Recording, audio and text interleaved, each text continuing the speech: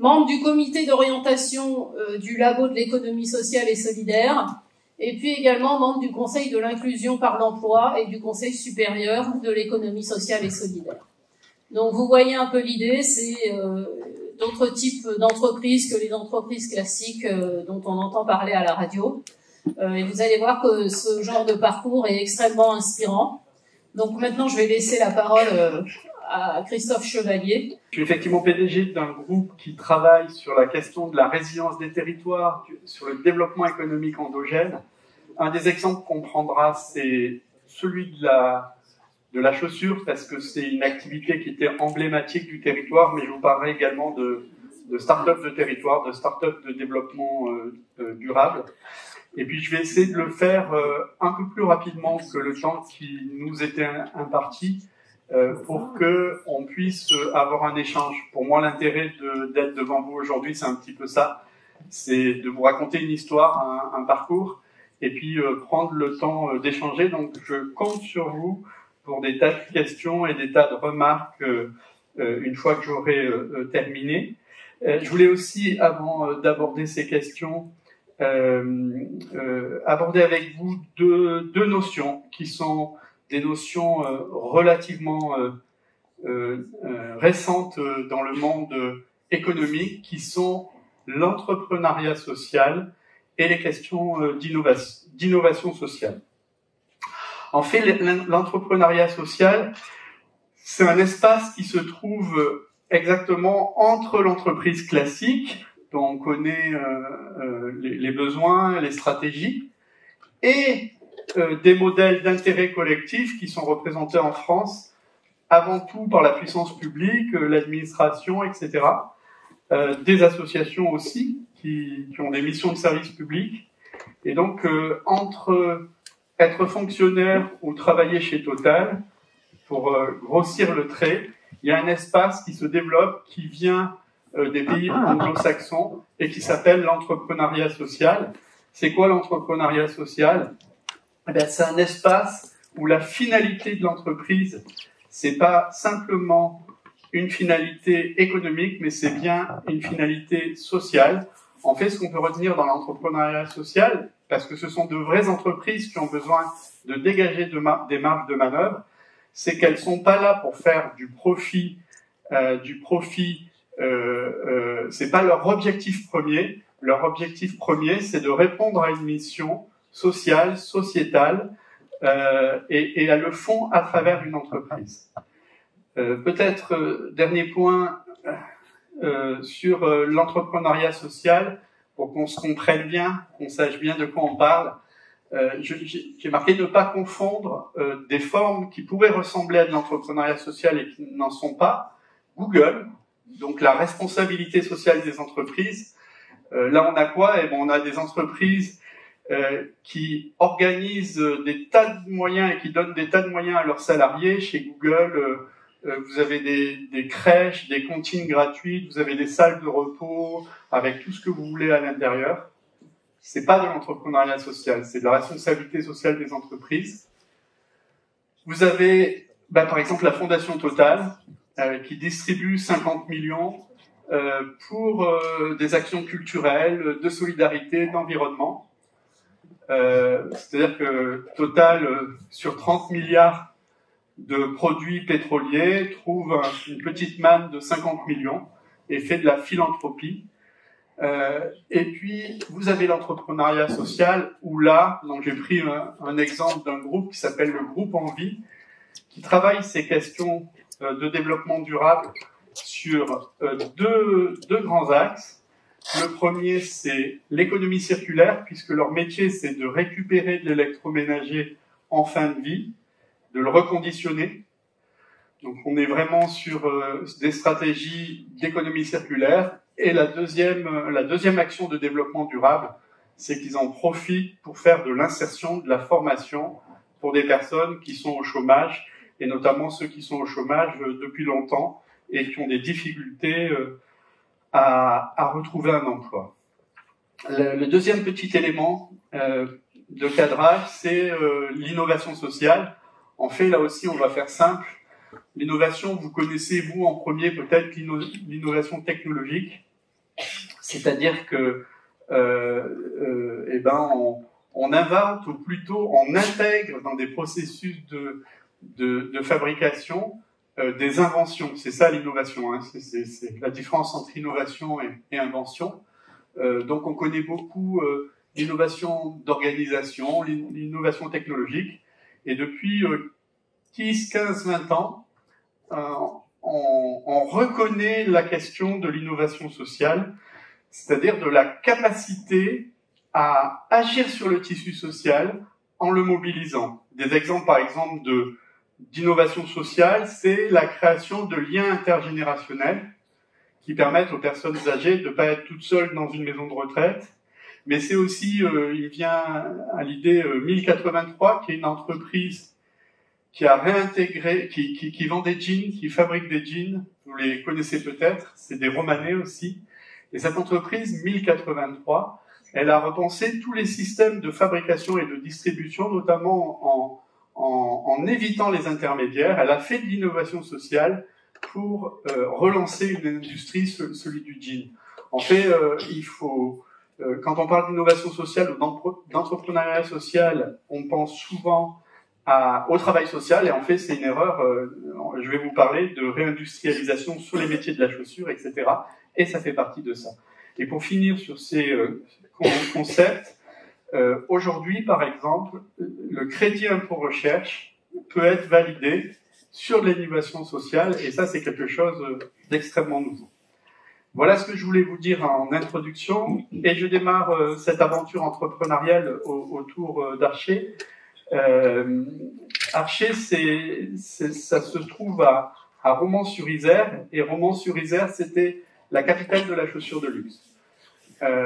C'est-à-dire qu'à Romans, on fabriquait depuis très longtemps des chaussures, et on était dans le luxe. Et c'était ce qu'on appelle une mono-industrie, puisque on nous dit que sur ce bassin de 50 000 habitants, il y avait environ une personne sur deux qui vivait de la chaussure ou de ce qui allait autour de la chaussure, les cuirs, les talons, etc. C'est énorme, hein, une personne sur deux. Vous vous rendez compte? Ça veut dire que le reste, c'était le boulanger, le plombier, des profs, enfin, la quasi-totalité, toutes les familles de Romans avaient des gens qui travaillaient dans la chaussure. Et donc, vous imaginez le tsunami qui a été provoqué quand cette mono-industrie de la chaussure a disparu ou quasiment disparu en quelques années ou quelques dizaines d'années. Elle a créé un niveau de chômage et de pauvreté qui n'était pas publiable, mais qui était majoritaire dans les plupart des quartiers de la ville. C'est-à-dire que la norme, c'était pas de se lever pour aller au boulot, c'était d'être au chômage. Ça veut juste dire ça. Et donc, le démarrage d'Archer, au départ, c'était en gros une association de solidarité envers les naufragés de la chaussure, c'est-à-dire que on a essayé de regrouper l'ensemble des forces vives du territoire qui venaient en aide aux personnes privées d'emploi dans une période, en 87, vous le savez pas forcément, si j'en crois votre âge, dans une période où le tissu social, le filet de secours en France, il était beaucoup moins développé qu'il est aujourd'hui. Je n'ai pas dit qu'il était suffisant aujourd'hui, mais à l'époque, il n'y avait pas de RMI, pas de RSA, et les allocations chômage s'arrêtaient généralement au bout de 12 ou 18 mois. Donc on avait des personnes qui étaient au chômage depuis longtemps, qui avaient des qualifications qui étaient plus du tout adaptées à la demande de l'activité à Romans, et qui avaient littéralement faim et beaucoup de difficultés à s'habiller, à se loger, etc. Donc l'idée, au départ, ça a été pour nous d'essayer de regrouper toutes les forces vives qui venaient en aide à ces personnes-là, en intégrant aussi des entreprises, parce qu'on s'était bien dit, au bout d'un moment, il va bien falloir qu'on parle aussi emploi, et donc de regrouper tous ces gens dans une même dynamique pour essayer d'être beaucoup plus efficace. Donc on a démarré ça en 87, on a eu 2-3 étapes, et en gros, au bout d'un moment, qu'est-ce qu'on s'est aperçu? On s'est aperçu de 2 choses. La première, c'est que l'État a mis en place notamment le revenu minimum d'insertion qui a permis à ces personnes d'avoir des aides supplémentaires. Et nous, on trouvait très bien que ce soit à l'État de le faire et pas à des associations privées. Et la deuxième chose, c'est qu'on a mis en place des activités d'insertion par l'activité économique. Donc l'insertion par l'activité économique, c'est en gros, vous prenez quelqu'un qui relève du travail social et vous avez deux ans pour en faire quelqu'un qui a une qualification et qui va pouvoir prendre un emploi. Et ça marche très bien dans des périodes comme aujourd'hui où il y a de la tension sur l'emploi, mais ça marche pas du tout à la fin des années 80, au début des années 90, dans un bassin d'emploi qui continuait à perdre de l'emploi. C'est-à-dire qu'on préparait des personnes à des emplois qui n'existaient pas. Et donc, quand votre métier n'a plus de sens, soit vous changez de métier, soit vous essayez de faire évoluer votre métier, et c'est ce qu'on a fait en passant sur la troisième phase de développement stratégique, qui était de se dire, mais finalement, à Romans, ce qui manque, c'est des emplois, et donc on va, avec nos petites mains, on va créer de l'emploi. Globalement, on n'avait vraiment pas d'argent, et donc on s'est attaqué à 3-4 axes. Le premier axe, c'était de la reprise d'activité ou d'entreprise qui coulait. C'est toujours vrai aujourd'hui, quand une entreprise de moins de 10 salariés coule, si elle n'a pas de vrais actifs de marque, si elle n'a pas des beaux locaux, si elle n'a pas de belles machines, ça intéresse personne. Et du coup, nous, on s'est dit qu'il y avait peut-être un actif de savoir-faire qui permet, sinon de sauver l'entreprise, en tout cas de sauver une partie des emplois. Et ça, on l'a fait dans une petite dizaine d'entreprises. Je me rappelle d'une entreprise textile. Si tout à l'heure vous voulez des exemples, on y reviendra, mais en tout cas, on a pu le faire sur un certain nombre d'entreprises. La deuxième chose, c'est qu'on a travaillé sur des alternatives à la délocalisation, à une époque où le Made in France, il n'était pas encore à la mode. Et en gros, là, l'idée, c'était de se dire, des entreprises qui sont parties pour gagner 100 fois plus à l'étranger, elles vont y rester longtemps, mais les entreprises qui sont parties pour gagner 20%, 30% de plus, en fait, on va essayer de leur expliquer qu'elles y perdent peut-être déjà ou qu'elles vont bientôt y perdre. Et notamment, on a proposé aux entreprises d'intégrer la question du coût global d'une délocalisation. C'est-à-dire que si vous regardez le prix unitaire d'une pièce, il n'y a plus rien qui se fait en France. Si vous regardez le coût en termes de fabrication de stock, de déplacement de vos cadres, de coûts de transport, etc., et ben vous apercevez que si vous arrivez à calculer ça, il y a plein de produits qui partaient et qui sont restés à Romans parce qu'on a pu aborder ces questions. Je vous parle même pas des coûts qui restent à charge de la collectivité, parce qu'une délocalisation, c'est une déstabilisation des pays à bas coût de main-d'œuvre qu'on paye toujours d'une manière ou d'une autre. C'est de la pollution qui crée des problèmes climatiques. Enfin, aujourd'hui, tout le monde est conscient de ça. Une entreprise qui délocalise, ça lui permet de gagner plus d'argent. Quand ça crée des désordres climatiques, ça devient des coûts que prend la collectivité. On a un peu tendance à penser que les entreprises, elles ont parfois tendance à privatiser les profits et à collectiviser les coûts engendrés par ces profits. Et du coup, rien qu'en calculant ce que ça coûtait, on a réussi à retenir des entreprises qui voulaient partir, et on a même, mais sur des tout petits projets, on a un petit fait d'armes, c'est une relocalisation dans l'industrie automobile, où il y avait un atelier qui était installé dans un pays émergent. On est allé le visiter, 2 mois et demi après, les machines revenaient. On a passé 6 mois à passer les certifications dans l'automobile. On travaille à 3 ppm, 3 défauts mineurs par million de pièces produites. Et on a eu les certifications Ford, et on a donc été sous-traitant du sous-traitant premier niveau de Ford, qui nous a dit que la pièce Archer lui coûtait 7 fois plus cher en coût global et moins cher, 7 fois plus cher en coût unitaire et moins cher en coût global. Je pense que la question aujourd'hui de comprendre ce que coûte une délocalisation peut redonner des espaces dans l'industrie en France. On a travaillé aussi sur la question des créations d'activités et d'entreprises. Je ne vais pas trop m'étendre là-dessus, mais notamment avec une société de portage coopérative qui permet aux entrepreneurs de travailler ensemble. Par exemple, dans le secteur du bâtiment, il y en a un, il est peintre, l'autre plombier, l'autre maçon, et à eux tous, ils proposent d'être comme une entreprise générale et de construire, par exemple, une villa de A à Z. On pense souvent dans le groupe Archer que la coopération, ça peut permettre de réussir tous ensemble là où individuellement personne ne peut réussir. Et puis comme on était à Romans-sur-Isère, on s'est intéressé à la chaussure. Je suis allé trop vite. On s'est intéressé à la chaussure. Alors pour tout vous dire, la chaussure, je regarde l'heure en même temps parce que je vous ai dit qu'on prenait du temps et on va le faire pour échanger. Pour tout vous dire, moi la chaussure, j'étais vraiment pas chaud pour qu'on se lance dans la chaussure parce que quand un secteur entier qui est un secteur d'activité qui est extrêmement positif pour une ville, pour son image, pour sa fierté, quand un secteur entier d'activité part, on perd pas simplement des emplois, on perd une partie de sa fierté, de sa reconnaissance. À Romans, on avait des entreprises qui avaient des magasins dans toutes les grandes capitales du monde. Donc c'était vraiment une fierté. Et cette chaussure qui a quasiment disparu, qui chutait, bah, ça a été une souffrance terrible. Et avec des enjeux énormes. À chaque fois qu'il y avait une entreprise qui était un peu plus illustre que les autres, qui avait une belle marque, etc., il y avait une flopée de ministres qui descendaient. Et puis il disait, vous allez voir ce qu'on va faire. Et qu'est-ce qu'il faisait? Eh ben, il mettait des millions et il disait, on va relancer la chaussure à Romans. Et il mettait des millions et il mettait un haut fonctionnaire pour gérer les millions.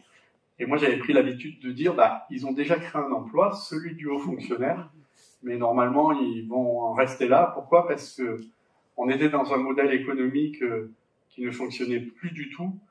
Et quand vous avez un modèle économique qui marche pas, vous pouvez mettre les millions que vous voulez, vous pouvez pas relancer, vous pouvez juste retarder un peu l'échéance. Et on a changé d'avis par rapport à la chaussure le jour où l'entreprise la plus illustre, qui s'appelait Jourdan, qui avait inventé des modèles de chaussures qui se mettaient partout dans le monde, le jour où cette entreprise est devenue en difficulté, a coulé. Parce que, en fait, il restait de l'espoir à Romans, c'est-à-dire que quand quelqu'un perdait son emploi, on lui disait, tu iras travailler chez Jourdan. Mais quand la dernière entreprise, la plus grande, la plus belle, la plus illustre, elle s'arrête, là, j'ai compris ce que c'était une dépression collective. Franchement, on marchait dans les rues de Romans, les gens baissaient la tête. C'était un choc énorme. Et du coup, j'ai été convaincu par nos actionnaires, je vous raconterai un peu qui sont nos actionnaires, par mener une action de développement sur la chaussure. Et donc, qu'est-ce qu'on a fait? On a racheté une ligne complète de montage de chaussures de l'entreprise Jourdan. Une ligne complète, ça vaut hyper cher si vous l'achetez neuve, et ça vaut 0 à peu près le prix de la ferraille quand vous êtes à Romans-sur-Isère et qu'il n'y a plus personne qui se sert des machines. On a eu cette ligne complète. Pour la financer, bien sûr, il n'y a aucune banque qui aurait mis 1 centime dans la chaussure, forcément. Donc on a demandé aux actionnaires, on leur a dit, si vous voulez qu'on développe de la chaussure, il faut qu'on fasse une levée de capital, ce qu'on a fait. Et puis après, on a pris les meilleurs ouvriers de Romans, donc du monde, et on les a mis devant les machines, et on s'est aperçu qu'ils savaient plus faire des chaussures. Parce qu'en fait, pour faire une chaussure, il y a une centaine d'opérations à peu près, et chez Jourdan, ils étaient 40 sur une chaîne pour faire les 100 opérations. Donc, chacun faisait 2 ou 3 opérations. Alors, de manière parfaite de chez parfaite, les 2 ou 3 opérations. Mais en fait, nous, on a un petit atelier, ils sont 4 pour faire la totalité de la chaussure. Et donc, ça demande de faire à peu près 25 opérations. Et ça, ils ne savaient pas faire. Et donc, au Pays Roi de la chaussure, on a été obligé de débaucher des retraités, dont le plus vieux avait 80 ans, et qui avait connu l'industrie de la chaussure, l'artisanat de la chaussure, où on faisait une chaussure de A à Z, et qui nous a permis de former des personnes et de faire en sorte qu'ils apprennent d'autres tâches pour pouvoir faire une chaussure entière. Il y a plein d'histoires parce que c'est un pari complètement fou, et d'ailleurs si on savait tout ce qui allait nous arriver, peut-être qu'on le ferait jamais, mais quand on a commencé, on peut plus reculer. Mais en tout cas, à force de tenter, on s'est dit qu'il y avait un avenir pour la chaussure à Romans, qu'il pouvait exister un modèle économique à partir de tout petits ateliers qui sont sur des niches d'activité qui sont hyper agiles et qui peuvent réussir à deux conditions. La première condition, c'est qu'il y ait plein de petits ateliers et qui travaillent ensemble. Parce que quand vous êtes petit, vous n'avez pas la masse critique pour aller dans les salons, pour ouvrir un magasin, pour répondre à des gros clients, pour acheter des boîtes de chaussures, enfin, etc. Donc l'idée, c'était qu'on soit nombreux, plein de petits ateliers hyper nombreux, hyper souples qui travaillent ensemble. Ça, c'était la première condition. Et la deuxième condition, c'est qu'on ait une relation la plus directe avec nos clients. Vous savez, quand on a redémarré la chaussure, on a travaillé un peu dans le luxe, très peu. On avait du mal, c'était difficile pour nous, pour des tas de raisons. Et alors, à un moment donné, on fabriquait une chaussure, sortie d'usine, on était à 37,50. Et les acheteurs, ceux qui avaient racheté les entreprises de Romans, mais qui avaient délocalisé la production et qui avaient gardé la marque, négociaient avec nous. Mes collègues me disent, ils veulent pas 37,50, mais 37,20. Alors nous, on disait 37,40, enfin, on faisait les épiciers. Et un jour, j'étais à Paris, j'étais sur les Champs-Élysées, je vois le magasin, je rentre, la chaussure, elle était à 400 €. Et je me suis dit, ouais, on s'en sortira jamais si on laisse, si la valeur ajoutée qu'on produit, elle est chopée par des intermédiaires. Et au passage, je me suis aperçu qu'en fait, les gens très riches à Romans, c'était les intermédiaires de la chaussure. Ceux qui prenaient les chaussures dans les usines et qui les amenaient sur les Champs-Élysées. Et donc, on pense aujourd'hui que la deuxième condition pour réussir un modèle économique de la chaussure à Romans, eh ben, c'est effectivement d'être en relation directe. Donc, comment on le fait? On le fait un peu sur Internet. Moi, je trouve que c'est pas facile d'acheter une paire de pompes sur Internet. Et donc, on le fait beaucoup à partir de visites de nos ateliers et de magasins d'usines où on regroupe l'ensemble des chaussures fabriquées à Romans. Et dans une dynamique qu'on appelle start-up de territoire et dont je vous dirai deux mots tout à l'heure, on a inventé un concept qui s'appelle la Cité de la chaussure. En fait, le groupe Archer a racheté un ancien Intermarché au centre-ville de Romans et on y a mis l'office du tourisme, un snack, un magasin d'usine de 300 mètres carrés où tout ce qui se fabrique à Romans est là. C'est la première fois qu'on regroupait des chausseurs à Romans. Parce que quand vous êtes dans le luxe, vous avez besoin, si on le dit gentiment, de votre univers. Si on le dit moins gentiment, vous avez un ego qui fait que vous avez du mal à partager avec d'autres. Donc là, aujourd'hui, on a toutes ces chaussures qui sont vendues, toutes celles qui sont fabriquées à Romans. Et on a les ateliers qui se trouvent derrière une vitre du magasin. C'est-à-dire qu'on ne peut pas faire plus circuit court, nous, puisque nos ateliers, c'est l'épaisseur d'une vitre, en double vitrage permanent. Et donc, de l'autre côté, vous avez le magasin, et donc, on organise des visites de nos ateliers, et on vend des chaussures à travers ce magasin. Et ces conditions-là, de travailler ensemble, d'être nombreux, et d'avoir une relation la plus directe possible, qui fait que pour nous, il y a un espoir sur la chaussure, et d'ailleurs, on va réussir à remettre Romans au cœur de la planète chaussure en France. Et ce que je voulais vous dire aussi, c'est que tout ce que je vous ai raconté, là, en fait, on l'a jamais fait seul. C'est-à-dire que notre manière de travailler, c'est toujours de travailler avec des entreprises. On travaille aussi avec des chercheurs pour comprendre un certain nombre de choses. On travaille avec les collectivités locales. Et en fait, en 2007, le groupe Archer a racheté un siège d'une ancienne entreprise de textile et on a proposé aux entreprises, aux collectivités, dans un contexte où les aides de l'État, les aides de la puissance publique, enfin les aides descendantes ne fonctionnaient pas, on a proposé de créer un lieu qui incarne le renouveau économique du territoire par la coopération, par l'idée que les gens ils se mettent à travailler ensemble plutôt qu'à se combattre.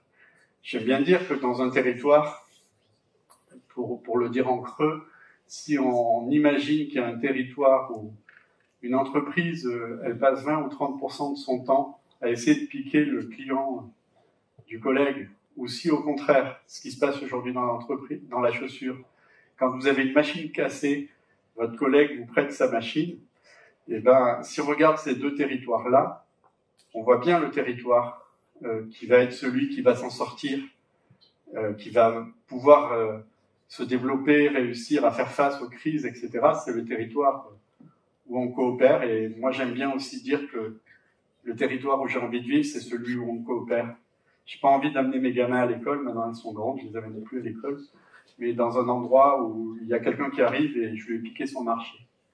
Voilà, donc on a essayé de recréer à travers ça des espaces de coopération, de solidarité et parfois de fraternité. Et c'est pour moi une des définitions de l'économie.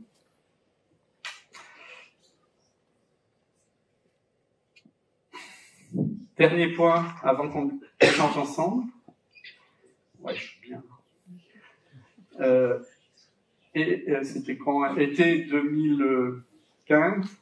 C'est souvent l'été, moi, que je réfléchis. Enfin, j'essaye de réfléchir le reste du temps aussi, mais quand on est en vacances, on a plus de temps. Je regarde ce constat-là. Archer, Alice Caplier le disait tout à l'heure, est devenu un des plus gros employeurs du territoire. Ça correspond à une activité de à peu près 600 équivalents temps plein. Romans, mais même Valence, on est sur des bassins avec plutôt des PME. On est devenu un gros outil économique avec plein d'entités juridiques, des établissements secondaires, enfin c'est un vrai bordel. Et on a 131 actionnaires, c'est-à-dire que, oui, je vous avais dit que je vous en dirais un mot. Effectivement, quand on a relancé la chaussure à Romans, là où toutes les politiques publiques avaient échoué, ça a créé un engouement extrêmement fort. Et du coup, il y a des tas de Romanais, d'industriels qui sont venus nous dire comment on peut vous aider. Et du coup, on a ouvert très très vite le capital de la structure. Et aujourd'hui, effectivement, on a une centaine de personnes physiques qui ont mis de l'argent dans la société. Ils n'en attendent pas des dividendes, hein, franchement. On ne se l'interdit pas, mais pour l'instant, on n'en a jamais donné. Ils attendent à vivre une aventure, à soutenir notre aventure. Et puis, on a aussi une trentaine d'actionnaires, personnes morales. On a des entreprises de Romans, nos partenaires, mais aussi les grandes enseignes de l'économie sociale et solidaire. Donc, dans nos actionnaires, on a le Crédit Coopératif, la Maïf, la Massif, des organisations comme ça, et des fonds d'investissement liés à la Caisse de dépôt. Bref, on est devenu un acteur important sur le territoire, et on se dit, en même temps, il reste énormément de chômage et énormément de pauvreté. Et du coup, on est passé à la 4e phase de développement stratégique qu'on a appelé un pôle territorial de coopération économique. C'est ce que je vous disais tout à l'heure, ce qu'on faisait à partir de notre siège. Et on l'a appelé 2.0, pas parce qu'il passait en numérique, mais parce que on s'est dit on va passer d'un lieu où les gens travaillent ensemble à un lieu qui fait travailler l'ensemble du territoire. Et donc, on a travaillé sur un concept dont je vais vous dire quelques mots.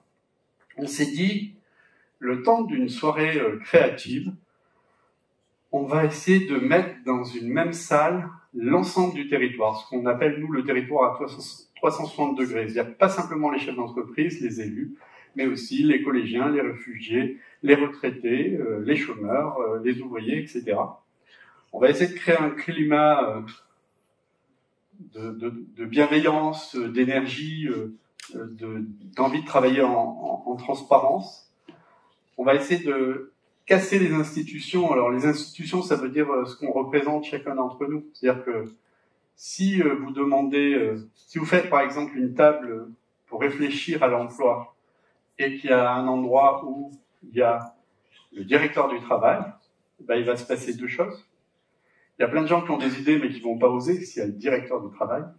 Et il y a toutes les chances du monde que le directeur du travail, il annonce ce que lui demande son administration depuis 10 ans, avec des résultats qui sont parfois mitigés. Et donc, ce qui nous intéressait, c'était pas le directeur du travail, c'était Jean, qui est aussi directeur du travail. Et donc, dans les premières soirées créatives, les gens, on les prenait en photo avec leur prénom, parfois le nom, en tout cas jamais leur fonction. C'était hyper important. Bien sûr, l'idée de ces soirées où on allait imaginer des solutions, c'était de mettre l'engagement et la responsabilité, l'entrepreneuriat social au cœur des pratiques. On faisait pas une soirée pour que les gens nous disent s'il y a un problème, c'est la faute à Macron, à Hollande ou à je sais plus qui.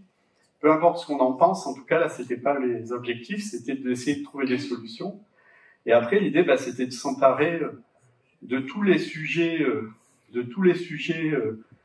qui nous concernent au quotidien, le chômage, l'éducation, le décrochage scolaire, l'accès aux soins, enfin tout ce qui fait que au quotidien la vie elle n'est pas toujours simple, ou en tout cas d'essayer de voir comment on pouvait chacun imaginer des solutions pour régler des problèmes du quotidien, mais aussi la transition énergétique, on s'interdisait rien, etc. En fait, Startup de territoire, c'est un processus en 4 grands points. Ce qu'on appelle labourer le terrain, c'est-à-dire aller expliquer à tout le monde que, en fait, la situation, elle est compliquée, mais si on le décide tous ensemble, on peut avoir peut-être des solutions. Et labourer le terrain, c'est se raconter une histoire sur le territoire, faire des constats communs et se dire que c'est là-dessus qu'il faut travailler, faire bloc par rapport à ça. Ensuite, on a, et c'est ce qu'on voit le plus facilement, ce qu'on appelle les soirées créatives, où on regroupe toutes les personnes intéressées par l'ensemble des questions du vivre ensemble, et on imagine des solutions en termes de start-up pour régler ces difficultés. Et une fois ces soirées passées, on crée des groupes de travail avec des entrepreneurs ou pas, des animateurs, et tous les gens qui étaient intéressés, on invite tous les gens qui étaient intéressés par un sujet donné, et on crée des groupes de 10, 15, 20 personnes qui travaillent entre midi et 2 ou le soir, puisque c'est des gens qui font ça en dehors de leur heure de travail, et qui ont 6 mois, 1 an et demi pour mettre en place leurs solutions. Et après, on lance les solutions. Et donc, je suis à peu près à la fin. Je voulais vous dire que la bonne nouvelle de ça, c'est que ça marche. En tout cas, ne me demandez pas d'être objectif, mais je pense que ça marche. Alors, je vais vous dire pourquoi je pense que ça marche. Ça marche parce que, déjà, dans les soirées qu'on fait, la première soirée, je voulais 100 personnes. On est dans un petit bassin à Romans. Je trouvais que c'était pas mal, déjà. Il n'y a pas tant de monde qui regroupe 100 personnes. Et la première soirée, on fait les inscriptions sur Internet, et puis les collègues me disent il y a déjà 200 inscrits. Alors on arrête les inscriptions. Et le soir, je descends devant la porte de notre siège pour accueillir les gens. Et c'était la nuit, c'était en février 2016, je m'en rappelle vraiment. Et je comprends pas, je crois qu'il y a un accident, un problème. En fait, il y avait des bouchons. Les gens, ils voulaient venir. Et on a dû refuser plein de monde. Donc, 1 an après, on a refait une soirée. Et là, on s'est pas fait avoir. On a loué le parc des expositions. Et on s'est retrouvé à 1492 pour essayer d'imaginer des entreprises qui pourraient améliorer le vivre ensemble. Et donc, ça marche parce que ça correspond à un besoin profond. Et il y a peu d'espace démocratique où on peut reparler économie ensemble. En tout cas, c'est ce qu'on en a tiré comme conclusion. La deuxième chose, c'est que ça marche parce que de ces soirées, il y a eu des idées géniales qui sont sorties. Et il y a des groupes de travail qui ont travaillé. Et aujourd'hui, on a une petite centaine d'entreprises qui ont été créées, de start-up de développement durable. On a créé presque 300 emplois avec l'ensemble de ces entreprises. Et aujourd'hui, sur le bassin de Valence-Romans, vous pouvez ne pas jeter votre bouteille parce qu'il y a des consignes de bouteilles. Vous pouvez participer à la transition énergétique en prêtant votre toit pour qu'on mette des panneaux solaires. Vous pouvez acheter des produits qui sont relocalisés dans l'industrie. Vous pouvez avoir une alimentation locale, etc.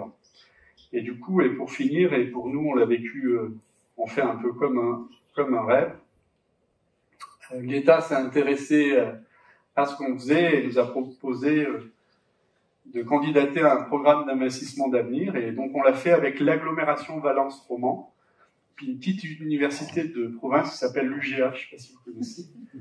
Et on a répondu à ce programme d'investissement d'avenir. Et depuis 3 ans, on a eu 22 millions et demi. Alors, ça vous paraît peut-être pas beaucoup, mais nous, on ne savait pas qu'on pouvait avoir autant d'argent pour développer les startups de territoire, à la fois sur notre territoire, mais aussi dans d'autres lieux en France. Et ce que ça nous a appris, et je m'arrête là et je vous écoute, c'est qu'en fait, on n'a vraiment pas conscience de la force qu'on représente si on s'y met à plusieurs. Et qu'en fait, on échoue avant tout, faute d'essayer. Voilà ce que je voulais vous dire.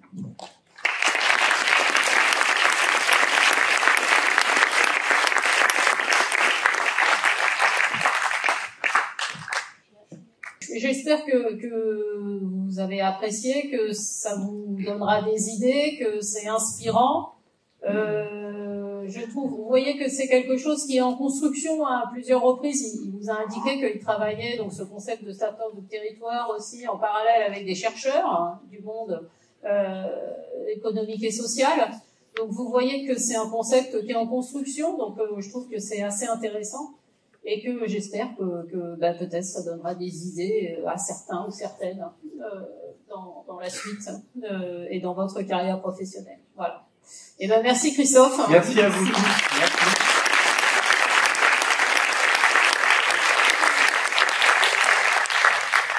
Bonne continuation. Voilà.